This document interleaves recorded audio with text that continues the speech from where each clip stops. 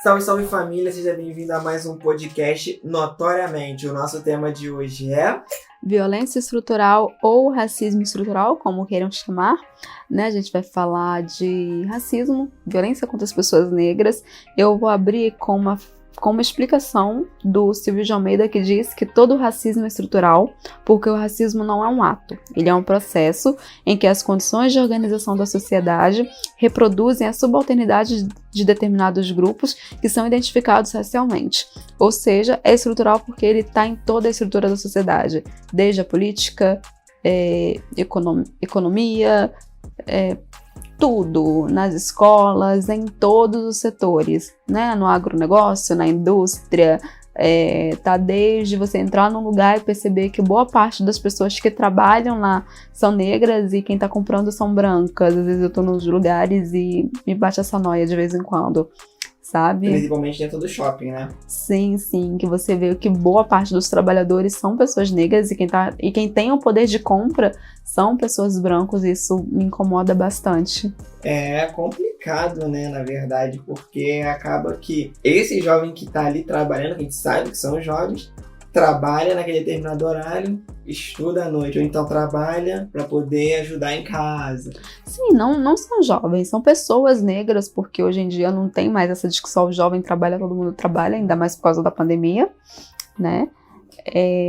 Mas é isso, você falou nos jovens, são jovens negros que estão sendo mortos hoje, né? A gente está vindo aí de uma semana bem, de últimos dias, né? Últimas semanas, de início de ano bem pesado, devido a esses assassinatos, mortes de pessoas negras. O Moise no trabalho foi cobrar o trabalho, foi cobrar o salário, levou um mata-leão, foi morto, ninguém fez nada pra ajudar. Você me falou essa semana do garoto do Burger King, né? Sim, que ele tava na porta e tava pedindo comida, né? Tava com fome. A mulher que relatou a história toda deu o suco dela. E nisso, que ela deu o suco e foi preparar o lanche pro garoto, o segurança pegou e começou a bater no garoto. Começou a dizer, um garoto deveria ter o quê? 10, 12 anos, né? Uma criança, sabe? Tava ali pedindo por comida. Chega a dar um ódio, sabe? É absurdo, assim, dói, não chega a dar ódio, é dolorido. É tão dolorido que eu às vezes não sei o que falar, não sei o que comentar. Dói na gente, porque parece que é com a gente, sabe? Eu penso que pode ser meu irmão, um filho, um amigo, você, sabe? E porque são pessoas negras e a gente sabe que pro sistema todo negro é igual.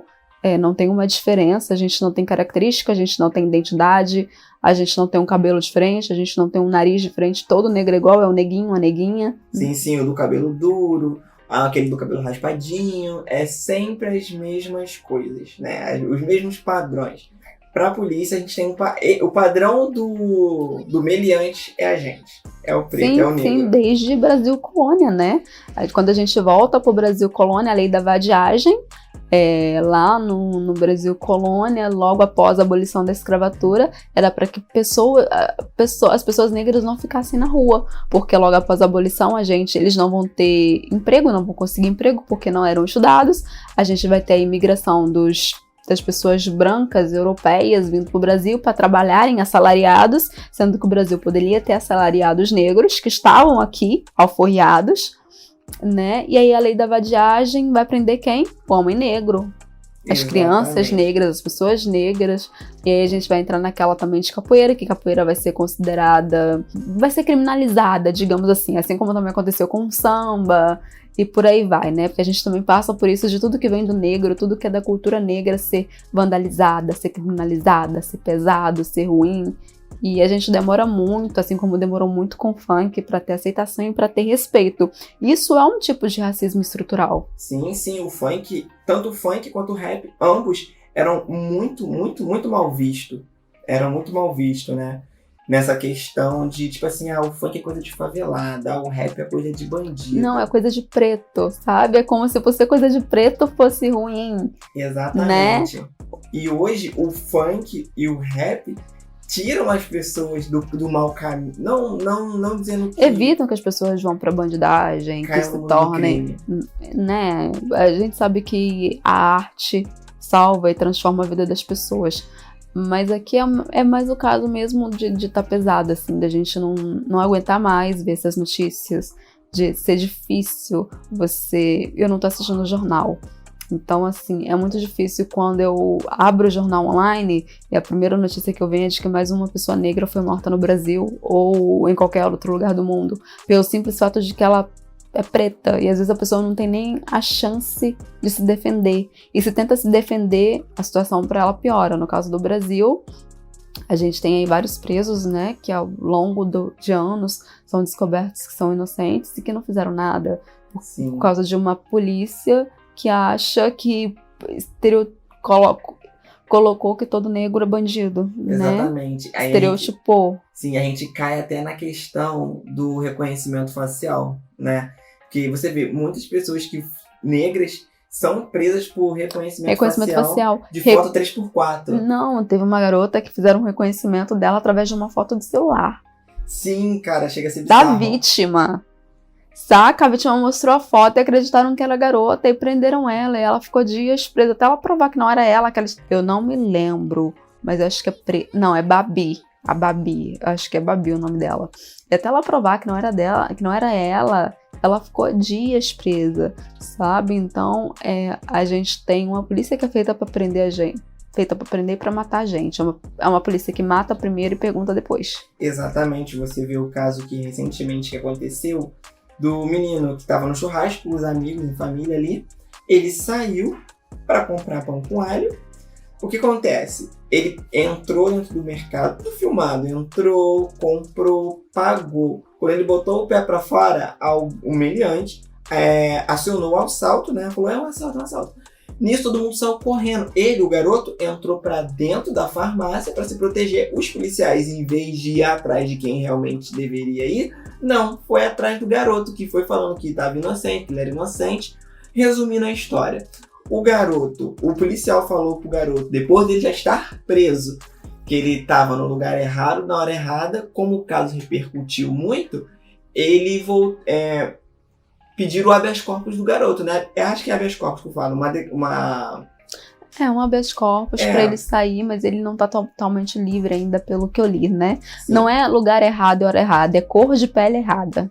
Complicado, né? A pessoa que escreveu a matéria deveria ter colocado, entre aspas, entre parênteses, cor de pele errada, porque ele tinha cor de pele errada, ele foi preso. Porque se ele fosse um cara branco, ele poderia até ser o bandido, mas ele não ia ser preso porque ele é branco. Exatamente. Foi que nem o cara da bicicleta que foi preso acusado de ter roubado a própria bicicleta. Sim, exatamente. Nossa, aquele garoto me representou tanto quando ele falou assim, vai tomar no... Falei, caraca, mané, aquele moleque me representou tanto, porque tipo assim, o preto não pode ter um celular da hora, não pode ter uma bike maneira, não pode ter um tênis, carro. Não pode ter um carro. Não, a gente tudo nosso tem que ser velho, ruim, de segunda mão, a gente nunca pode ter nada, sabe? E detalhe, o garoto comprou, tudo bem, ele comprou roubado, ele não sabia que estava comprando roubado, saca? Mas o cara já tinha inúmeras passagens pela polícia, o cara que realmente roubou a bike, inúmeras passagens. Ele nunca foi preso, ele nunca ficou preso. E aí o cara que não tinha passagem nenhuma, que tava falando, mas a bicicleta é minha, ele foi preso. Saca? O morador agora, né, esses dias foi preso tava abaixado no portão, acho que ele tava consertando o portão, e o cara atirou nele porque achou que ele fosse bandido, porque achou que ele fosse assaltar o próprio prédio dele. Gente, como é que você não conhece as pessoas que moram no seu prédio? Cara, chega a ser surreal isso. E detalhe, o cara que atirou era um policial que tava de folga, né? Sim. E se você reparar, todos os casos não, em sua grande maioria, tirando os confrontos, você vê que são policiais de folga, armado, que matam pessoas pretas, tá ligado? É sempre, não, eu achei que era suspeito. Não, você achou, você viu que era preto e atirou. Em vez de perguntar e falar, o que tá acontecendo? Não, primeiro atirou pra depois tentar pensar. Cara, chega a ser bizarro isso. É de revirar o estômago, literalmente. Sim. E pelo Instituto de Segurança do Estado do Rio de Janeiro. De Segurança Pública do Rio. Isso. São 72% de pessoas mortas pela polícia são negras. Aí, eu falo isso, eu só consigo pensar naquela frase do Mano Brown. A cada 23 minutos morre um jovem preto, que nem eu. Sim, e não é só o índice de morte de jovens pretos pela polícia que está aumentando. Nós somos maioria no quesito Sim. população, somos 50 e tanto, 53, quase 55% da população. Somos a parte da população que mais morre. Em questão de mulher, nós somos a porcentagem que mais sofre de feminicídio. É a mulher negra. Aumentou 11,5%. A violência contra a mulher negra. A contra a mulher branca aumentou, mas contra a mulher negra é muito mais. Muito maior. Então, maior. nós somos a maioria da população. Também somos a maioria da população que morre. Homens, jovens, negros. É a maioria da população que morre. Pode ser um amigo seu, um pai seu, um primo, um colega de trabalho, que você hoje vê e amanhã você recebe a notícia de que ele foi assassinado, ou de que foi preso, ou que foi confundido com alguém.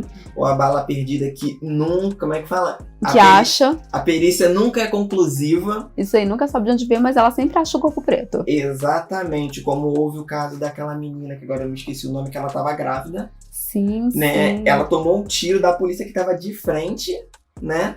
De acordo com relatos da mãe. E até então ficou por isso mesmo, né? Ninguém foi preso. O caso do 80 tiro, os Policiais estão sendo julgados, mas... Os policiais não, eles são os militares, né? Que eles são do exército. Porque a maioria deles continua trabalhando e continua recebendo seu salário, ou é afastado, mas é afastado com salário integral, ou troca de função. Sim, ninguém nunca é Só quando dá responsabilizado. muita repercussão que eles acham alguém para responsabilizar.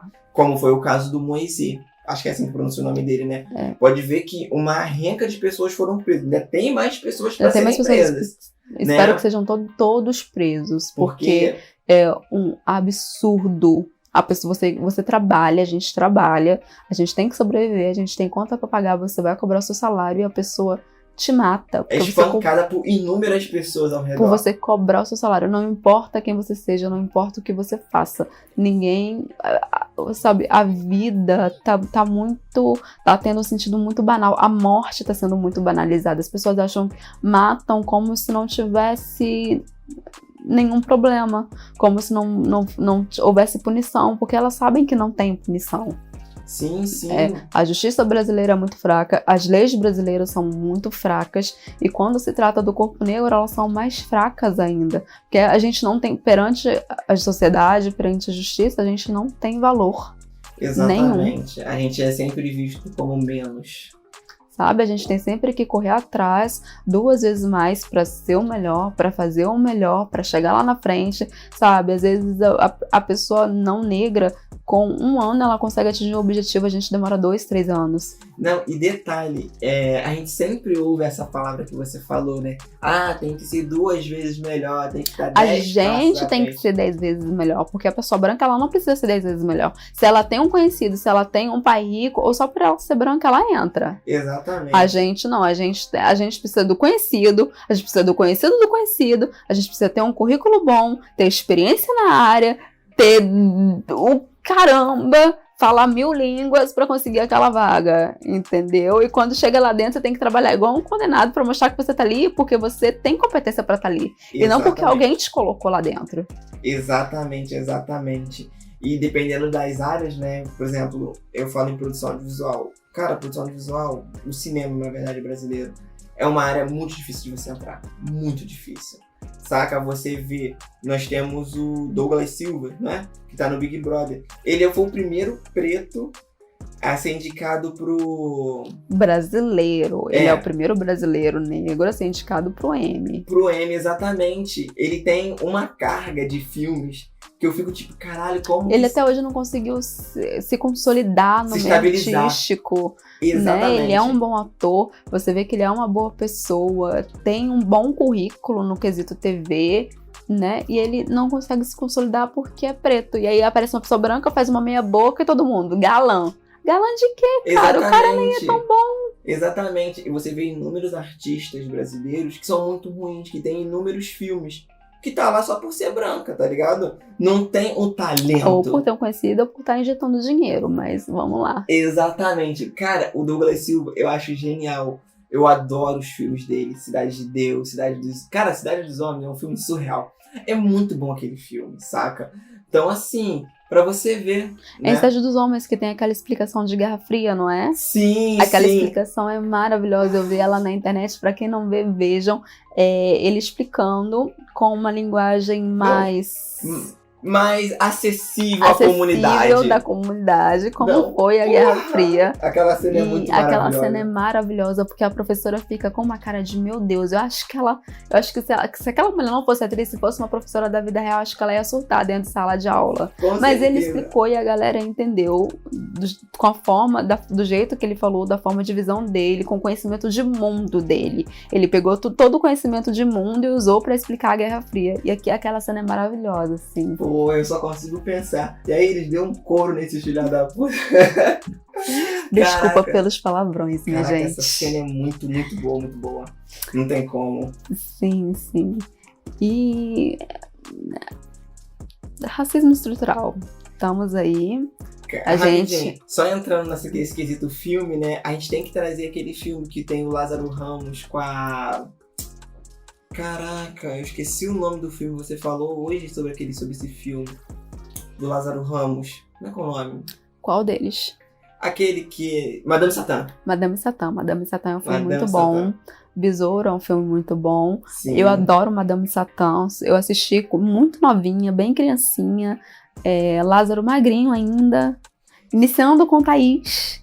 E se eu não me engano, ele estava iniciando com Thaís ou não me lembro. Acho que foi depois de Opaió. Não me lembro muito bem, mas Cara, o Paió tem uma cena pesadíssima. dele com Wagner Moura, muito linda Tá também. maluco, aquela cena é bizarra. Você acha que preto não tem olho, não tem boca? Preto não sangra? Caraca, aquela cena, cara, quando eu vi a primeira vez aquele filme, eu fiquei assim, caraca, maluco. É muito pesado. E eu acho acho o Lázaro como ator muito bom, porque ele se entrega muito. Dá pra sair medida provisória, assistam. O trailer tá muito bom. Thaís Araújo tá no filme, né? Lindo, direção de Lazinho. Medida provisória é uma medida em que todas as pessoas pretas do Brasil devem voltar pra África. Cara, eu quero muito E aí ver a esse polícia filme. começa a perseguir as pessoas pretas pra mandá-las de volta pra África, pra mandar de volta pro país. E tem uma galera que não... E tipo assim, é claro que, sabe, o nosso país é o Brasil. Imagina você voltar pra África, onde você tem laços sanguíneos, mas cultural. A gente Zero. tem laço, mas é um laço um pouco distante. Que a gente vai conhecendo aos poucos, língua, cultura, língua materna, porque a gente sabe que tem país que tem uma língua oficial, mas tem várias tribos, cada uma com a sua língua, cada uma com a sua cultura, cada um que vive de um jeito. Gente, que loucura que ia ser. Cara, eu tô doido pra ver esse filme e Assim, eu acho que ia ser uma parada muito bizarro. muito bizarra. Ia ser um corre, ia ser tipo... Imagina a gente mandando os brancos voltarem pra Europa. E eles Porra. não são brancos de verdade. Não, porque não. o branco brasileiro, Nossa. quando vai pra Europa, ele descobre que ele não é branco. Ele é latino-americano. Ele é latino-americano, então imagina o tapa que essa galera branca, nojenta, que se acha horrores e que comete vários racismos por dia, ia levar. Ia ser tipo o filme do Marighella, tá? Por causa do Seu Jorge. E Seu Jorge é um ator completo. Ia ser tipo aquilo ali. Imagine você tendo que correr pra lá e pra cá pra poder se proteger. Pô, ia ser muito louco, cara. Quero muito ver esse filme. Vejam também esse do Seu Jorge, né? Que ele tá participando, o Marighella. Marighella, ele também tá em medida provisória. Tá? Tá Eu- em medida eu não- eu não li o provisória. elenco, eu tô- O trailer, ele tá em medida provisória. Eu só vi, assim, algumas coisinhas que postaram no Facebook, porque eu quero sentar e quero ver o filme com calma, como eu fiz com o Marighella. Eu vi duas vezes. Marighella, não tem ele. Marighella. Eu vi duas vezes o filme, né? Porque eu tive que ver Lembrando uma que vez com Carlos você e hoje com Marighella meu pai. não é negro, gente, é ficção. Sim, Tá. sim, o Seu Jorge, sim. O Wagner Moura falou do porquê que ele quis colocar o Seu Jorge ali, né? Pra fazer essa diferença. Ia ser o Mano Brown. O Mano Brown falou que ia... Não, o Mano Brown falou que ele não quis. Mas ele não sabia como falar pro Wagner Moura que ele não queria. Mas eu acho o Seu Jorge um cantor completo. Um Um ator. ator Ele é um completo. artista Ele é um completo. artista completo, porque ele canta. Pô, Ele fala bem, sabe? Então, assim, se ele me pedisse em casamento, eu casava com ele. casava nada. Tá maluco? Ai, ai. Mas é um momento de descontração, mas é um assunto muito, muito pesado. Sim, sim. Porque a gente tem várias referências. Pra gente que é preto, é mais dolorido. É mais dolorido quando a gente lê a notícia. Eu geralmente não assisto os vídeos que as pessoas postam sobre também esse tipo evito de coisa. assistir. Evito assistir, me dói muito. É triste, chega a dar aperto consigo. no coração. Dá um arrepio como se estivesse sendo em mim, sabe? Eu não vi do Moise, preferia não ver. Acho que as pessoas nem deveriam reproduzir esse tipo de coisa na internet. Não deveriam compartilhar. Mas assim, que é muito desumano. Sim, mas eu acho que só teve a justiça que teve, querendo ou não. Foi teve a repercussão. Teve o compartilhamento, sabe? A gente sabe que é triste, mas por um lado foi bom. Houve justiça, está havendo justiça, sabe? Então, é complicado, é muito complicado. Sim, porque a gente ainda vive no mito da democracia racial, de que no Brasil não tem racismo, de que somos todos iguais. E aí eu acho que quando algumas pessoas acordam, eu tomei consciência racial muito, muito tarde.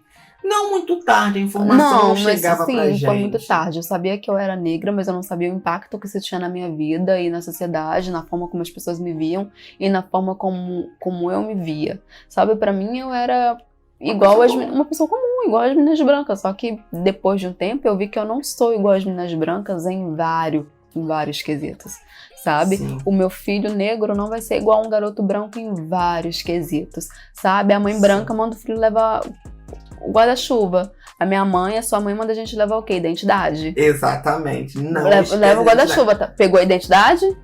Cara, o meu pai bate nessa tecla desde que eu me entendo por gente. Vai onde? Vai na rua. Tá esquecendo nada, não? O quê? Celular? Não, identidade. Falei, é verdade. Sabe, ter que andar ali arrumadinho, bonitinho, limpinho. Cabelinho cortadinho pra não ser confundido. Exatamente. Sabe? A minha mãe tá demorando muito pra aceitar o black. Sim. Cara, o meu pai sempre teve cabelão, grandão, black. A minha mãe também, mas pelo fato de eu ir pra escola, meus pais vinham cortando meu cabelo. Eu só fui me deixar o meu cabelo crescer black mesmo. Eu tava pra fazer 20 anos. 20 anos, quando eu falei, não, agora eu quero ter o cabelo black, eu quero ter cabelão. Mas, indas e vindas, corto, tranço.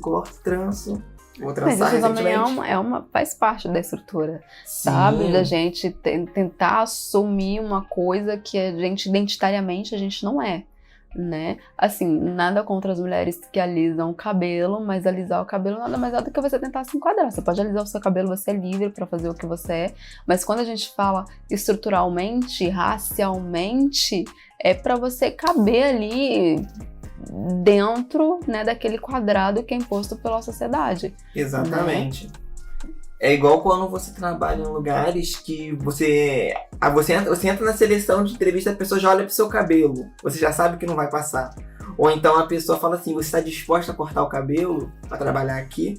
Sabe? É surreal. Eu fico muito feliz de eu poder chegar no meu trabalho de black, de cabelo cortado, de trança. Eu chego do jeito que for, o pessoal fica tipo assim, não, tranquilo, fendeu, sabe? Eu não tenho esse problema no meu trabalho. Sim, a gente sabe que tem muitas pessoas que passam por isso.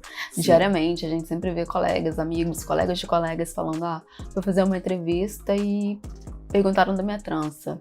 Se eu tiro pra lavar, como é que faz pra lavar? É horrível. Cara, horrível. É surreal. Eu já ouvi como é que faz pra lavar o cabelo, vontade de falar com a sua saliva. Lavo com a sua saliva. Você vai lambendo, eu vou lavando. Cara, você penteou o cabelo? Não, querida. Fica um mês sem pentear o cabelo. Imagina. Eu acordo e ele se faz sozinho. Não pentear o cabelo pra quê? Caraca, é bizarro, né? O pente entra, não, minha filha, ele gruda, nem passa. Pô, eu só consigo pensar. Cara, é surreal. É cada coisa. Entra água. Porra, entra água é o que me dava ódio na escola. Entra água? Não, amigo. Quando chove, vira um capacete. Pô, é óbvio que entra água. São coisas que só... Tem algumas coisas que só quem é negro, só quem passa vai entender, assim. É complicado. Muito complicado, muito dolorido. Falar de racismo, a gente abre vários leques, porque como a gente falou, é estrutural, está em toda a estrutura, desde dentro da sua casa, da sua família, seus amigos, às vezes uma fala sua, né? Isso é racismo estrutural. É que já tá ali nas entrelinhas, né? Você já nasce falando aquilo. A pessoa não percebe. Não percebe. Tem pessoas, aí eu falo assim, tem pessoas, Que, tipo assim, tem os radicais e tem os normais, vamos botar assim. Você falou uma determinada frase, se for uma pessoa mais tranquila, pô, amigo, isso é racismo e tal, pá, era se policiar. Agora, se é outro, já fecha a cara na hora. É tipo quando a pessoa fala, mas eu tenho um amigo preto, eu sou casada com um negro e não sou racista. Meu querido, você tá usando teu amigo de chaveirinho. Exatamente. Pelo amor de Deus, você tem um amigo preto, você tem um marido preto, não quer dizer que você não seja racista. Porque às vezes uma fala, uma brincadeirinha sua é racista. Quando você chama o teu amigo de macaco, e aí, macaco, tudo bem? Você tá sendo racista. É, com certeza. Aquele pretinho, nossa... Se você souber o ódio que eu tenho dessa frase, aquele pretinho... Aquele pretinho, acho que depende da entonação. Porra, eu já fico com ódio. Não, depende. A gente sabe quando a gente tá sendo chamado de preto, um preto legal, pretinha, que não sei o quê, e você sabe aquele pretinho ali, sabe? A entonação. Tirando o meu... A única pessoa que eu acho que tem muita liberdade pra me chamar assim foi o meu diretor do meu 3º ano.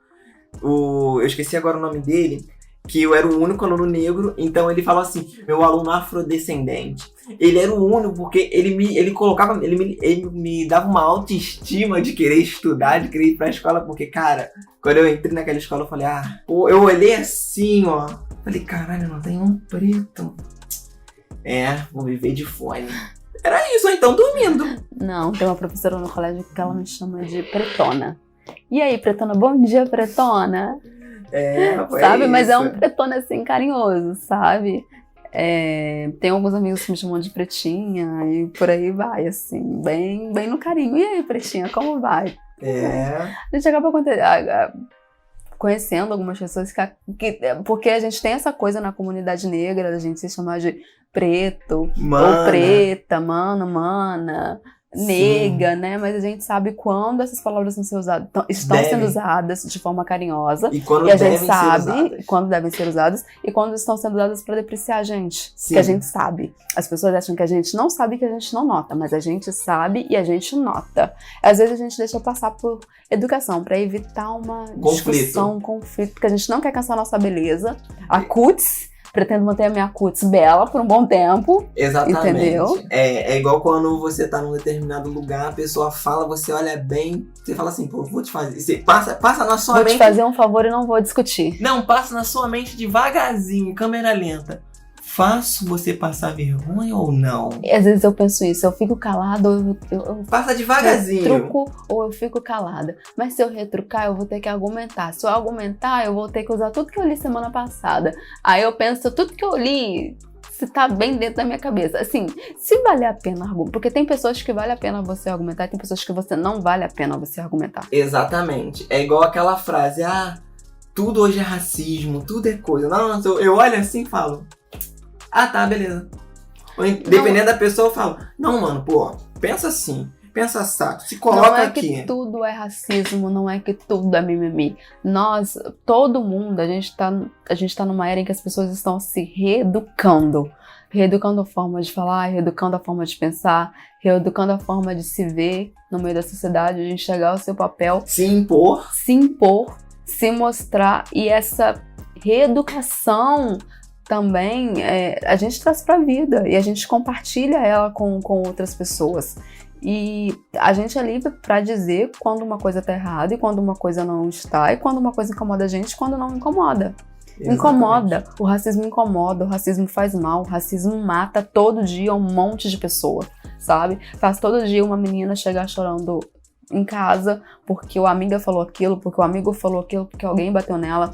Faz todo dia um menino negro ficar com autoestima baixíssima, porque ele acha que ninguém nunca vai olhar pra ele, que ele não tem valor, e por aí. Então o racismo mata todo dia. Se ele não mata de morte morrida, ele mata um pouco do nosso coração, ele mata um pouco da nossa saúde mental. Aí a gente entra na doença do século XXI, que é a depressão. Então o racismo, ele mata a gente todo dia um pouquinho. Cada notícia que vai surgindo, ele mata a gente um pouquinho.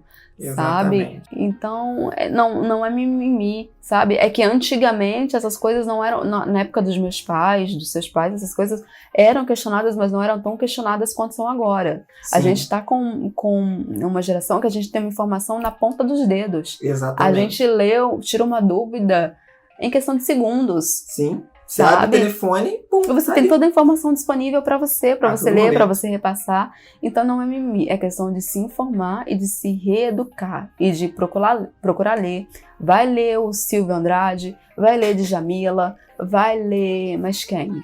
Cara, em questões de leitura, eu acho que eu gosto muito dos livros brasileiros, né? Chimamanda brasileiro não.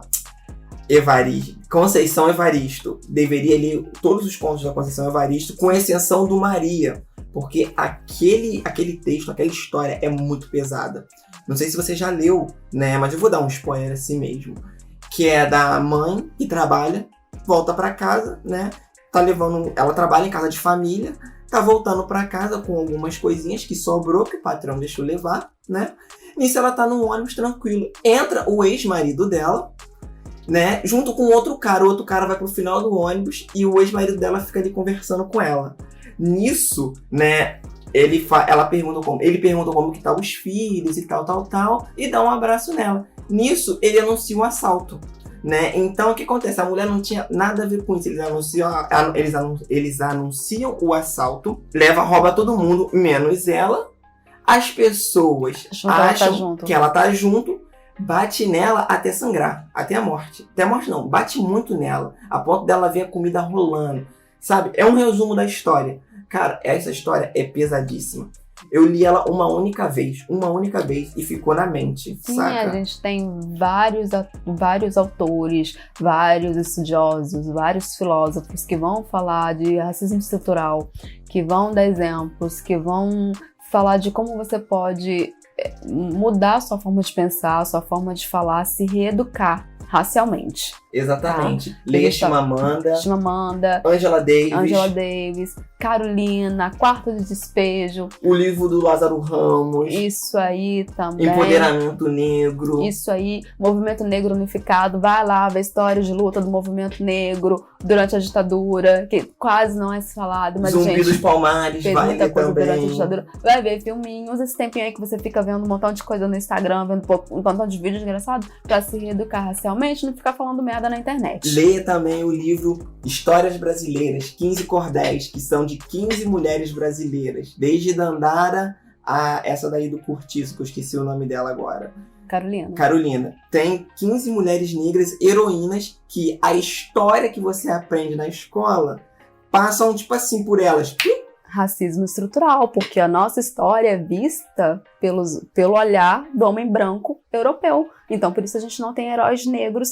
Beijo! Nos nossos livros de história, tá bom, minha gente? É só por causa disso, porque toda a nossa história, tudo que a gente faz, tudo que a gente viu, tudo que a gente estudou, nossos livros são livros embranquecidos. São livros... A gente tem que lembrar que tudo sobre o período escravocrata do Brasil, sobre a história dos negros, foi queimado, foi destruído, então a gente não tem muita informação. A galera que vai pesquisar, levou uma costa pra pesquisar, porque tem que pesquisar, tem que ir a fundo, tem que ir não sei aonde, tem que fazer não sei o que, dá muito trabalho pesquisar sobre história de negros africanos no Brasil. A gente sabe de zumbi, mas a gente não tem de fato nada escrito sobre o zumbi. Da mesma maneira que a gente tem muita pouca informação sobre ele. E também daquele outro, como é que é o nome dele? Agora me Luiz fugiu. Gama. Luiz Gama. Teve um filme recentemente, super recomendo, mas eu tenho um livrinho dele que eu ganhei quando eu trabalhava no museu, que quem foi que me deu foi a Betânia, maravilhosa, que ela sabia que eu amava livros. Ela me deu aquele livro, cara, até minha mãe leu. Eu me senti surpreso, eu falei assim, caraca, Sim. minha mãe leu? Porque a gente tem um problema de estrutural e de apagamento, porque além da gente ser morto, a gente é apagado da nossa própria história. Exatamente. Né? Que eu acho muito engraçado quando o branco fala, porque eu sou descendente de italiano. A gente é descendente de quem? Exatamente. A gente sabe que é da África, mas... Já viu o tamanho do continente da África? A África é enorme, gente. Exatamente. Não dá pra saber de E um outro livro que eu vou recomendar, eu não li porque eu tenho um sério problema que eu não consigo ler livros de mais de 500 páginas, que é Mitologia dos Orixás. Eu queria muito ler esse livro. Eu não consigo ler porque ele tem 1000 páginas. Eu não consigo ler. Mas que eu divide o livro. Não, ele é um livro muito grande, é um livro que você tem que sentar e ler. Parar e prestar atenção. Mas Eu acho que é isso, saca? Acho que a informação, a nossa história, a gente tá contando, a gente tá recontando ela. Isso aí, a gente Tá tá ligado? reescrevendo, dando caras, nomes, sobrenomes, falando quem foi, reeducando, nos reeducando quem a gente ama, reeducando o próximo para que nossos filhos e netos e bisnetos, para que as próximas gerações de pessoas pretas no Brasil vivam com dignidade, vivam livres de fato, para que elas vivam e não tentem sobreviver ou sair vivo mais um dia, porque até então a gente tenta sair vivo de mais um dia, a gente tenta não morrer.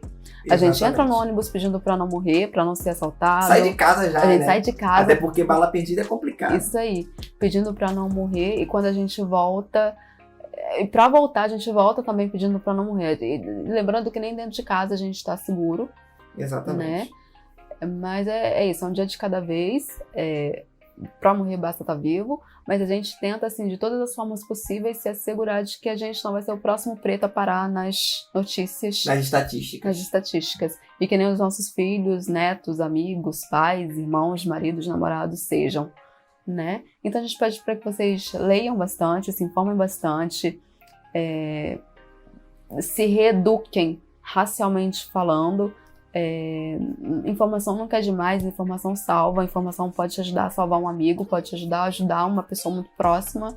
Exatamente. E esse foi o nosso podcast de hoje. Agradecemos sua atenção. E segue a gente lá no nosso Instagram e no nosso Twitter. E se inscreve aí, ativa o sininho do Facebook, do SoundCloud e do Spotify. E do YouTube para receber os nossos vídeos. Dá uma seguida na gente. A gente está aceitando todo tipo de indicação. Pode mandar no direct pra gente Isso temas, aí. assuntos que vocês achem legais que a gente possa estar Pode falando. fazer crítica também, que a gente vai ler. Vamos rir pra caramba, mas a gente vai se autoavaliar, não se preocupem. Eu vou falar uma frase que meu chefe falou recentemente. Eu prefiro 1000 vezes que critiquem o meu trabalho do que elogiem, né? Porque quando você é elogiado, você se torna acomodado. Vocês estão acomodados e soberbo. Então podem criticar. Críticas construtivas são bem-vindas e críticas educadas, por favor. É isso, pessoal. Muito obrigado e até o próximo episódio. Até o próximo. Beijo. Tchau, tchau.